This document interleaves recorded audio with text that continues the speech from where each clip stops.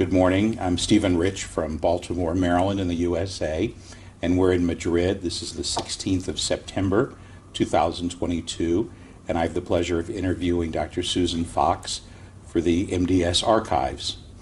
Thank you for agreeing to the interview. Delighted to be here. Nice to be here in Madrid anyway, and in person. That's very much true. Yes. So let's just go back a little bit and tell us something about your upbringing and your education. Right, yes. Well, I guess I've had a fairly interesting life. I was actually born in Tanzania. My mom was a nurse, and maybe that's one of the inspirations for going actually into medicine. And so when I was 2, my mum and dad moved back to England, and I was in the Midlands area of England. That's where I went to school, and then eventually I went to Manchester to medical school. And when people ask me where I'm from, I always say Manchester because I lived there for 20 years. So that to me is my sort of home, if you like. And I did neurology training in Manchester and then in Liverpool. So I've had a fairly geographically diverse education, I suppose, in neurology, which is great. I think I saw a lot. I moved around quite a lot, which is very good, I think, for broadening your horizons, seeing more ways of managing diseases in different institutions, and so I think that's one of the take homes, if you like. I think about education is actually to move around, don't stay in one place, and I think that I got a lot from that. And then in 2003, I was lucky enough to be recruited to Toronto, and that's where I've been ever since. Just to go back a little bit, you mentioned that you think your mother, who was a nurse, influenced you to go into medicine? I think so, yes. I mean, we talk about role models, and I guess maybe she's one of my role models. She was always, and maybe it's been reflective of being English and British, and the Queen dying this last couple of weeks, that concept of service and giving back, and my mum was always very much like that. Always somebody that the doors were always open in our home, and people always coming in and out, and she was a very caring person. And so maybe, and I think that's always been something that I've emulated, and that concept of service and giving back. And so being a doctor to me just seemed a natural thing to do, I suppose. I mean, people ask you, why are you going into medical? Why do you want to be a doctor? And it's hard sometimes to know exactly why, but maybe that was partly the reason. Reflecting back many years later, and my mum was of the era that she could have been a doctor, but unfortunately at that time, financially, it was impossible for her family to pay for her to go to medical school. Back in the sort of early 50s, so she became a nurse and was very successful as a nurse. But I think that's probably the reason. And then what about neurology? What neurology? I think I like that sort of detection. I grew up reading Agatha Christie stories because I like detective stories, and I think maybe that's what neurology is. It's where's the lesion? Exactly. Yes, exactly. So trying to figure out where is the lesion, what is the cause, rather than just just sounds awful. Doing a blood test or a scan or something, and there's the answer. So I think that's partly why. And in particular, movement disorders, I just loved the visualization and the phenomenology. As a medical student, I remember sitting in the lecture theatre and watching a very, very old video of a woman with a presumed subthalamic nucleus lesion and very marked hemibolismus. And it was just one of those moments I thought, wow, why did that happen? And I think that's where the light bulb went on, and I was really that from then on, I was really very interested in movement disorders and what happened. Why does the brain do what it does? And where did you train in movement disorders? So in Manchester, I did my neurology training, and which included some movement disorders. And then I moved to Liverpool to continue my neurology, and there I was lucky enough to work with Nick Fletcher and Malcolm Steiger, who were the movement disorder neurologists at that time there. There isn't a formal movement disorder fellowship training program in the UK, Right. And so it's sort of more integrated. But between finishing sort of the way the training is, I did a PhD in sort of the middle of my neurology training, in which I did essentially movement disorders. I did basic neuroscience, the neuropharmacology of the basal ganglia, where I worked with Alan Crossman in Manchester University, and during that time I did more focused movement disorder clinics. So I didn't have that sort of 2-year intensive fellowship. Right. I mean, it would have been great to have done that, but I think hopefully I had enough exposure during my time. It didn't seem to limit you. But yeah, so again, a very broad, diverse training with many different specialists. So it was great. Yeah. Well, that is a good theme, I think, is to expose yourself to broad education and training. Yes. And then you mentioned, how did you get to Toronto? What happened from there? Well, yes. As I said, I was lucky that Tony Lang at that point was looking to expand the clinic. So I joined a wonderful group of people there who have, continued to remain close colleagues, close friends, and now we're up to 11 faculty there now. And it's a wonderful place to work. I think we cover a very broad range of movement disorder subspecialties there, and so I was lucky enough, as I said, to come in and really start doing clinical trials, so early phase 2 clinical trials, taking things from what we've been doing in the lab into clinical practice, into early stage trials.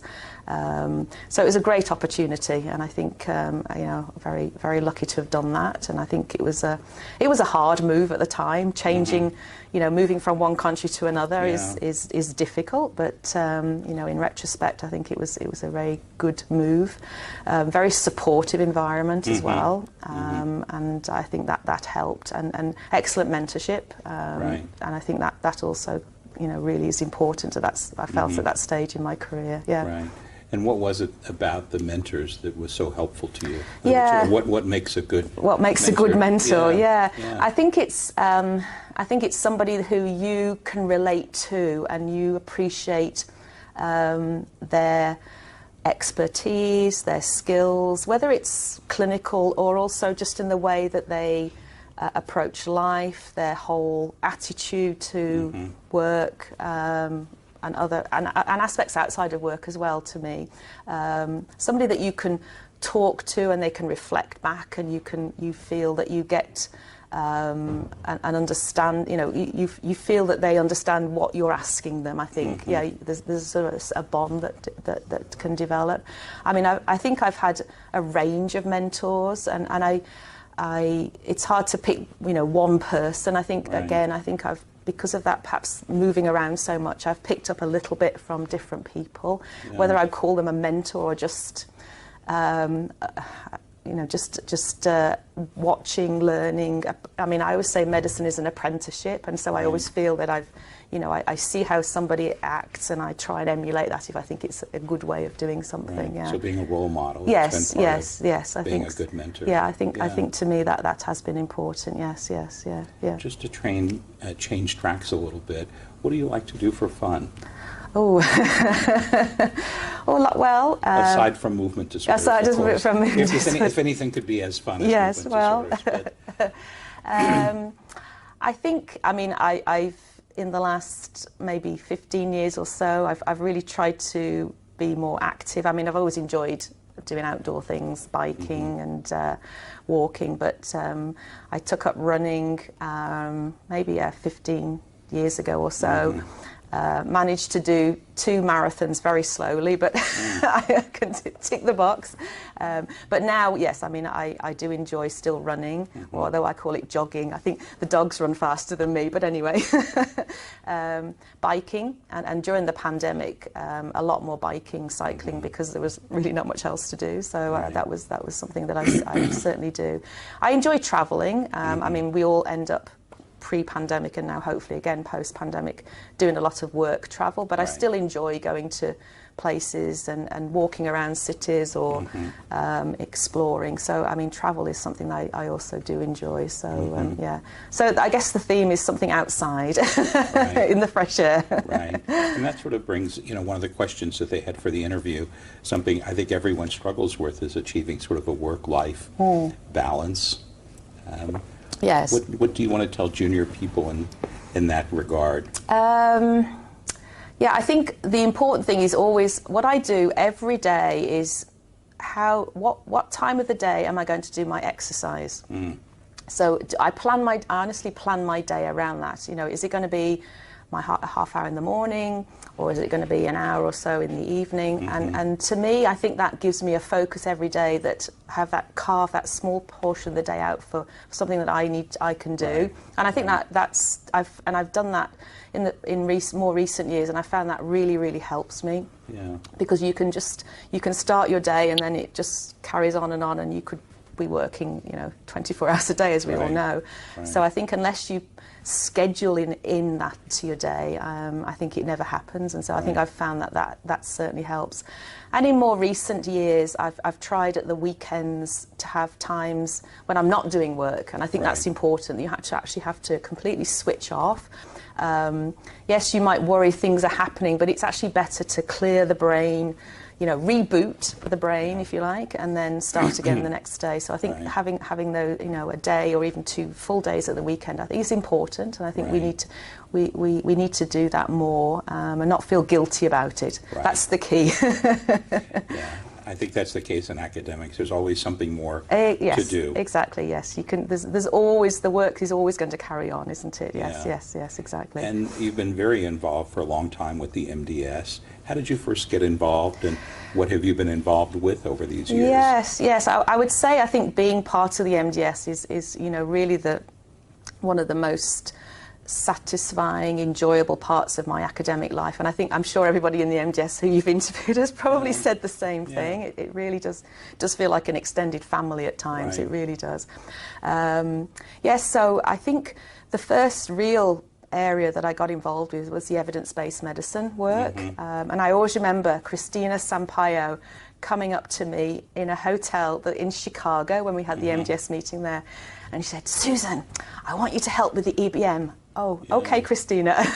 You know, 20 years later, as it were, here I am. But yeah, no, I'd say that was I think pivotal in my involvement. I mean, it was a lot of work, but it was so much fun. We really worked well together. I mean, we're still, you know, the same group of people. We're still continuing. I mean, it's certainly expanded, and there are new people come on, and it's continuing the work. But I think that to me was one of the main areas that I really enjoyed and continue to enjoy doing.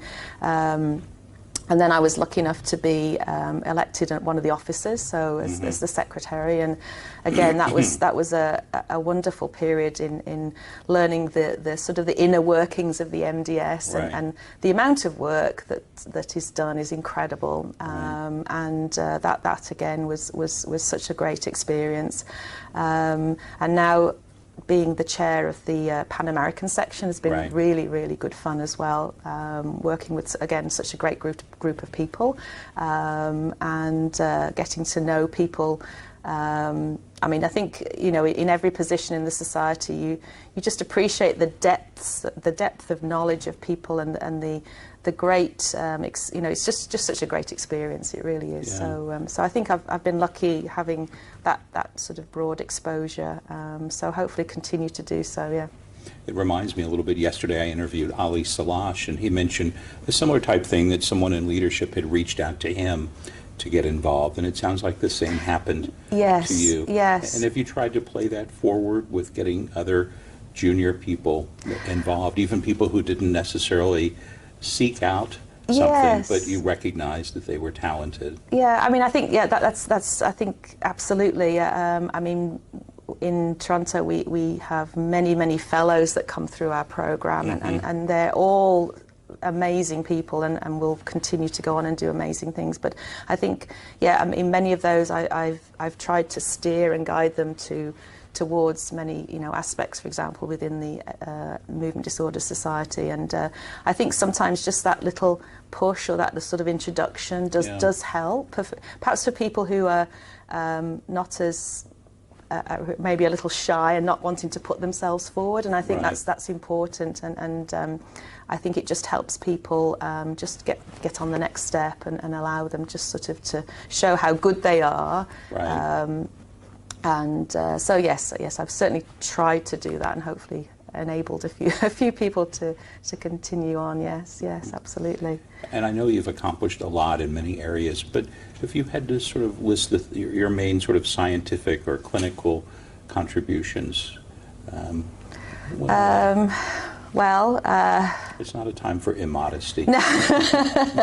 Well, I think the evidence-based medicine reviews that we, I mean that's been a joint team effort, no question. I would say that's one of probably most gives me the most pride in what I've been able to do. But I think some of the other maybe smaller things that I've done that we did a very small trial using ipratropium spray for drooling. I mean, it was very small, but I think hopefully it's enabled. It's sort of given. It's another treatment maybe for people to use for sialorrhea. That's pretty accessible, and maybe that will help patients. Some of the work that I really enjoyed, whether it's been anything majorly scientific, was really looking at the pathophysiology of psychosis. So 5-HT2A receptor binding that we did post-mortem, and then PET imaging, figuring out that that's probably one of the key receptors in psychosis. And obviously we now have drugs that target that receptor. So I think, to me, that was probably one of the most satisfying hypothesis-driven work that I've been involved with. So and then, I mean, many years of sort of investigating the sort of non-pharmacological mechanisms underlying basal ganglia pathophysiology that I've sort of been involved with and enjoyed doing, and I think also developing the translational process from the non-human primate model to the clinic, the phase 2A trial design, which has been interesting, challenging. Unfortunately, most of the drugs that we have been tried haven't necessarily panned out as therapies. But I think the process there was many years of hard work, and maybe going forward there are going to be new, better ways of measuring dyskinesia and that translational process. I think that's something I would hope the next generation can take on, and things will improve in that sort of way of improving that. Outcomes from extending from preclinical into clinical trials, definitely. With so many people burned out today, you certainly don't seem to be.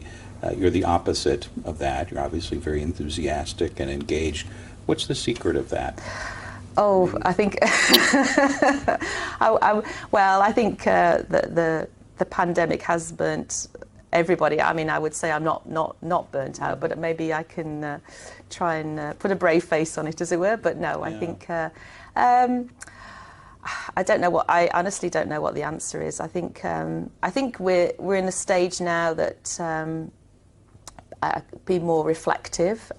So perhaps if you'd asked me that question a year ago, maybe you'd been less enthusiastic. I don't know. I think maybe it's just the timing. Again, I don't know. I think continuity. I think what I found is again, as we were talking, is that work-life balance, and I think maintaining that through the pandemic was what helped me, rather than changing my lifestyle. I tried to maintain it as much as I could, and I think that was helpful. I guess I'm always generally optimistic Right. always try and look on the positive rather than negative, so maybe that's helped as well. Yeah. And I think also maybe you would agree that you started out your career with a commitment to service. You mentioned your mom. Yeah. And if that, to me, is the forefront of your thinking, service, I think there are many rewards for that, and it's something you really are very sincere about. Right. So I think being devoted to service, Yeah. even the ipotropium you mentioned, it might, on the big scheme of things, it doesn't solve Parkinson's, but it could certainly help a significant problem, Yes, that yes. many people have. Yes, So this yeah, dedication yeah, to service, yeah. hopefully that's something that keeps us all. Yeah, well, yeah, maybe, going. yes, yeah. And throughout your career, have you experienced any biases, or do you think been the suspect, susceptible to prejudice or other things? I mean, I would say yes. I mean, I think that's probably it's a difficult question probably to Right. answer. Yes. I mean, there are very specific examples, and Right. looking back, reflecting without going into details. I mean, I think reflecting, they were at the time. If things that happened then to me happen to somebody now, Right. I mean, it would be a completely different situation. Right. I think what my generation put up with, people nowadays would not put up with. Right. And I think, whether that's good or bad, I think we certainly live in a different world now, and I think which is obviously much better, because now people are able and feel enabled to stand up and say, that's wrong. Right. Somebody shouldn't have said that to me. It's inappropriate.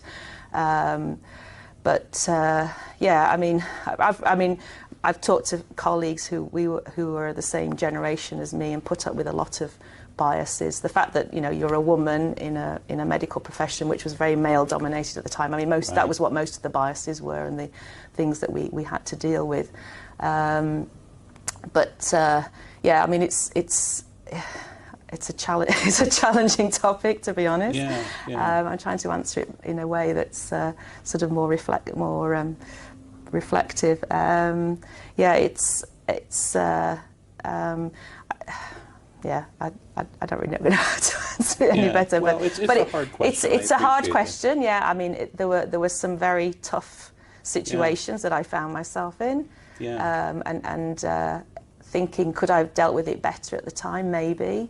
But on one hand, it sort of toughens you in a way, and Right. you sort of get that sort of, you just feel you have to carry on. But I don't think that's not right, and it should never have been right. Right. And I think, as I said, the younger generation now really have an opportunity to say that this is wrong. And obviously going forward, I think that continues to be the case, and it should be the case, that people can say that this is unacceptable behaviour and that should not happen. So yes, I mean, it happened, and I think it's just, again, you just continue, and you just Right. you just never felt you could tell somebody about what happened. Right. But you just carried on. Right. Yeah. And that hopefully is very different today. That people Absolutely. can speak up, and behaviors that were Exactly. tolerated or acceptable at exactly, one point yes. are no longer the case. Exactly. Yes. Exactly. Yeah. And I think having a more open dialogue with people. I think I'm always very conscious, and I always ask people, is everything okay? If there's any problems, come and talk to me. I think, Right. and no one, I think, when I was training would ever have said that to me. Right. That sort of very open. My door is always open. If there's any problems, always come and talk to me. I don't Right. think we, in my generation, we ever had that sort of open, Right. open door policy, if you like, that you could just go in and talk to somebody about it, because Right. you always felt that you would get penalised, or there'd be some repercussions on you. Right. Right. So I think that's the world, that we live in a much better world now than that. Yeah, Right. yeah. But did it impact my career or what I did? No, I don't think it did. But as I said, I think it's just something that all of us, you'd probably talk to anybody Yeah. the same gender, and I think we've all experienced the same issues. Yeah. Right. But I yeah. think that's a very good point that you bring up, that Yeah. all of us who are in a more senior position or mentoring position maybe need to truly say to our mentees, please feel like you can come and talk to me. I think just even saying that, I think it allows people that door, just if there is something they feel they can come and talk to you. If they don't want to, then that's fine, but they can feel that they can do that. Yes, it's an invitation to come and talk to you if there is a problem or challenge. Exactly, yeah. Yeah. So and certainly within the MDS, there are many, women who are in leadership roles. Certainly when you were coming up, that was not the case. Yes. Well, yes, exactly. Yeah. Although, I mean, I think thinking about people who are potential role models, I would say, people like Cindy Comella, for example, who has always been my role model. Yeah. Claudia Trenkwalder. I would name those two as sort of the people that I've always looked to and emulated. But yes, I think we're moving into an era now where there's certainly more and more women who are in leadership positions, and so I think that's great for the next generation to see that there are women and they can emulate and follow and use these people as their role models. Yeah, definitely. Yeah. And what about Claudia and Cindy? Made them role models for you? Yeah, I think it's their style of leadership. Very, very calm, very insightful. People listen to them. I think it's their demeanour. I think that's what I've always appreciated, and both of them have achieved such a lot, but in a very calm way. I think it's just the way that they've managed to get to where they are. I mean, I'm sure it's hard work, but I think they seem to just do it with such style and grace that I think to me that's always been something to try and emulate, and keeping calm when everyone else around you is losing it, as it were. But that's exaggerating. But yes, I think it's their style of leadership that I've always looked up to. Yeah. And going forward, what do you want to accomplish from here? Oh. I know that's not an easy question. That's a difficult question. Yeah. Well, I think, I mean, what I'd like to do, and I'm sure, everybody's in the same position, recovery from 2 years of really not being able to do much. So sort of really, I think, getting back to what I was trying to do before. So sort of restarting some research projects that I was trying to do. So I think a sort of a recovery phase really is probably my initial plan. I think, I think at some point in the future, there will I will start to think about, retirement at some point in the future. I mean, and so that will be sort of part of my thoughts. But I think that, that's obviously many years away. But I think at the moment, yes, to me, it's getting back to doing what I was doing before in a more full-time way, and sort of putting aside all the other things that happened during the pandemic, and sort of trying to get back into that sort of prior routine that I was doing, with more research, yeah. And we've talked about your career as an investigator and doing a lot of administrative and leadership work, but ultimately, movement disorder specialists generally like seeing patients. That's kind of what keeps us going on a daily basis. Yes. And comment about that, seeing patients now, just being a one-on-one clinician. Yes, I would say yes. I mean, I think it's a very grounding thing, because it's something that it's sort of innate, and it's what we all grew up doing, and it's why we went into neurology and movement disorders. Exactly. Yeah. So absolutely yes. I mean, I think my clinical days are days which are they're busy, but very enjoyable, and I think getting back to seeing people in person has been such an improvement on the experience of the 2 years of virtual. I think everybody's feeling that same way. So that has certainly been interesting, that coming back into the sort of the normal in-person clinic visits really has been something that I've enjoyed, for sure. So yes, I think getting back in, so it's getting back into, I think, that sort of normal into clinical routine. I think it is certainly a focus, But I think really, otherwise, my sort of normal routine day-to-day work at the moment, I think, sort of will continue the same. Yeah. Well, as we kind of wind up, what would you like to say to junior members of the MDS in terms of sort of their career aspirations, how to navigate the MDS, what's important in their career?